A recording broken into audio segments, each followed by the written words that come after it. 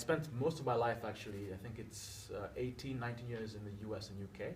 And I found myself Silicon Valley, and I've been getting some hints by some of my classmates at Stanford, as well as some of my other friends, that maybe I should go back to Africa and do venture capital. And I kept on saying, no, nothing's happening, the internet's too expensive, and I'd go back to Tanzania and, once a year on average, and I wouldn't see it. And then at one point, that changed. So around 2010, 11, I started to notice that, wait a minute, the internet's actually working. I started to hear things like the iHub popping up, and I was like, wait a minute, something is happening here. I was actually also working at an accelerator in Silicon Valley called IO Ventures, which is one of the first, I guess, 5. You've probably heard of Y Combinator and 500 Startups and all those. And so I was actually getting some untraining with my MBA, I call it. So I had learned to be an MBA at Stanford, but then worked at Microsoft as a product manager, Excel Access, so got the software skills and even some corporate business skills. But a lot of my friends who I met outside of business school, who are in the PayPal mafia, so founders of Yelp, etc., were saying, look, if you want to work at startups, you need to really unlearn your MBA.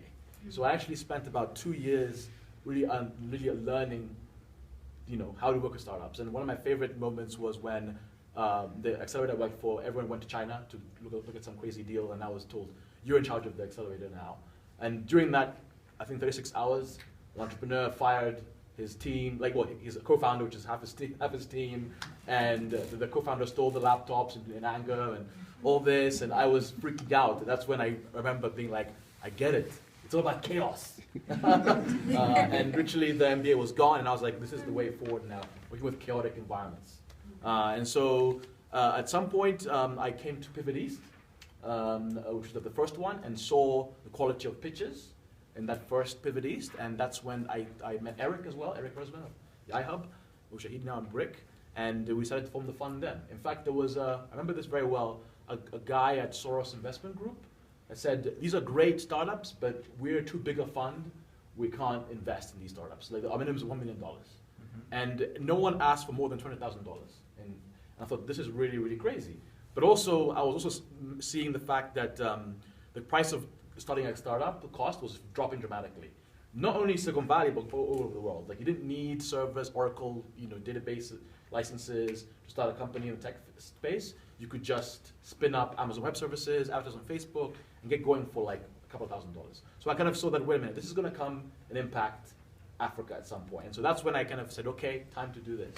So went and raised a fund, set up in Mauritius, had some great folks in the network that I built in Silicon Valley come in, like some of the PayPal folks, Tim Draper of DFJ.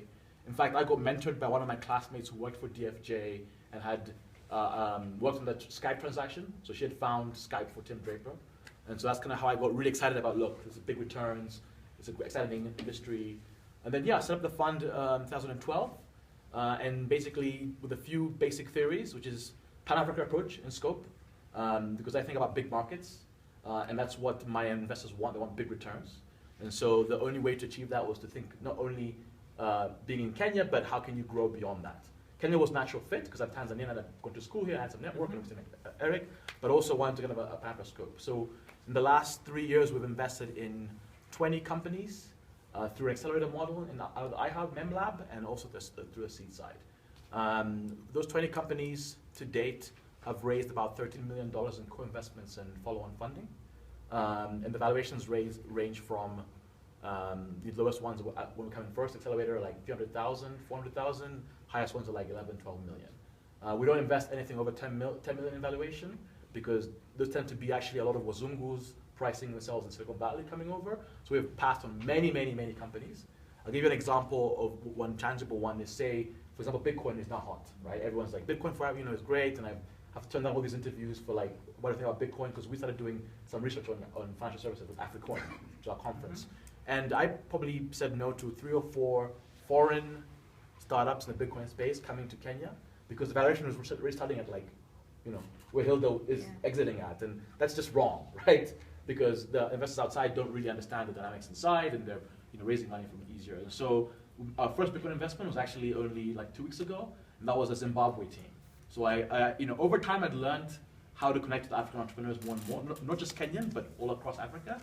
And I realized that if I'm going to invest in something like Bitcoin, I'm going to pick not only good entrepreneurs who are got it together, but also in a country that really, you know, needs it or could benefit from Bitcoin. For example, in Kenya, I learned how to work with Safaricom, right? We all learn Safaricom lesson, and so I was like, good luck, all the BitPesas of the world, and Bitcoin starts coming to Kenya to fight Safaricom. That battle will not leave, I'll not join, and I'll be something. So I've also my approach become more focused on hidden markets that people are not looking at.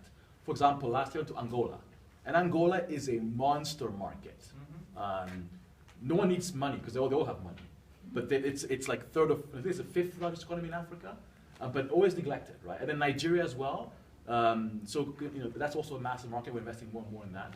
And our approach is basically after about 5 years, we're now in year 3. Some of the portfolio companies will start to expand in multiple markets. That's when we can help out each other out as a portfolio. So the Nigerian companies coming over to Kenya, vice versa, Kenyans to Nigeria, and South Africa as well. But not only just markets, but also talent. For example, the best product managers and software developers that are affordable, cheaper than even Kenya, are in South Africa because the rand is devaluing. So I'm also playing this game of like, how do we connect Africa? And I'm a Pan-Africanist. I don't like to, you know, I'm a Tanzanian living in Kenya. But really, I think the returns come from when you start to trade with each other more. In Africa, as we know, the countries don't trade with each other enough. So that's kind of where I think Savannah Fund is going to try to unlock value in the venture process, is, you know, getting these companies to think about how to connect. So one last point. One of my favorite stories is actually a company called Carplanet Solutions, where we worked with a lot with our investors to kind of really get them to the next stage. So one of our investors in our fund is 500 startups, and we accelerated Carplanet in our second cohort in 2013, and then last year, 500 startups took them over in Silicon Valley. So they'd never left Kenya before, they'd never been on a plane before. In fact, Rogers was at the airport and he had been handling fuel and got caught into security. They got denied their visas twice, right, for the US. And I had to call the USAID and say, like, you always bug me for conferences, but now can you let my startups go to the US? And so they spent about 4 or 5 months there, got full-on investment, and they were the first startup to really join a top accelerator in the US. And they've come back completely different people. So one example of the put-togetherness is they were always late for meetings. When we were working in Kenya and Nairobi, they were attitudes like, oh, the traffic, etc. But now they're always on time. They're put together. I'm actually always late now. So that's kind of the value we add, because sometimes you can have a bad impression by just not being on time, right? So that's kind of our approach.